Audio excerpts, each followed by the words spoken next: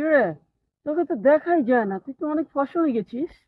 আর বলিস না মিম, সেই যে নাইট ক্রিম মেখে ফর্সা হয়েছে, আজকাল বাইরে বেরোতে পারি না বুঝলি। কেন, কি হয়েছে তোর? তুই বেরোতে পারিস না কেন? বাইরে বেরোলে সব ছেলে তাকায় থাকে। এই জন্য তো সবসময় মা বলছে যে আলমারির ভিতর লুকিয়ে থাকতে। তুই যে সুন্দর হয়েছিস, তোকে তো আলমারিতে রাখাই উচিত। আমাদের বাড়িতে লাইন লেগে আছে, মানে কি এত লোকজন আসা যাওয়া করে, সব আমাকে দেখতে আসে, বিয়ের জন্য পাগল হয়ে গেছে। শাকিব খান তো তৃতীয় বিয়ে করার জন্য আমাকে চাচ্ছে, বাট আমি বলছি নো, বিয়ে স্টেপটা আই ডোন্ট লাইক। কিন্তু মুকেশ আম্বানি অফার করছে, বাট আমি বুঝতে পারছি না কি করবো, বলতে কি করা উচিত। মুকেশ আম্বানি যখন তোকে অফার করেছে, তুই তাকে হ্যাঁ বলে দে। আমিও মনে করি কি, তুই তাকে হ্যাঁ করে দে, এরপর আমিও তোর সতীন হিসেবে থাকি।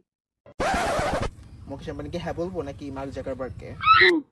আই হাই, তোকে মার্ক জুকারবার্গ অফার করেছে? কি বলে, কি বলে? আর মার্ক জাকারবার্গকে সারা রাত ফোন করে মার্ক জাকারবার্গ, আমি ঘুমাতে পারি না, এত ডিস্টার্ব করে ভাই, কি বলবো তোরে।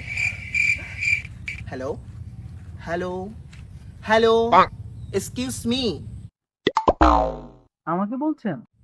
হ্যাঁ আপনাকে বলছি, কি দেখছেন? এই যে আমরা কথা বলছি, কি তাকাই আছেন কেন আপনি? আসলে আপনি সুন্দর তো, তাই আপনার দিকটা তাকায় আছি। ভালো লাগে আপনাকে অনেক।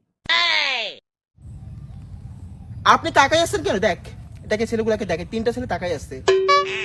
আমি এই জন্য কোথাও বেরোই না বুঝলি মিম, ডিসগাস্টিং, মাই গড।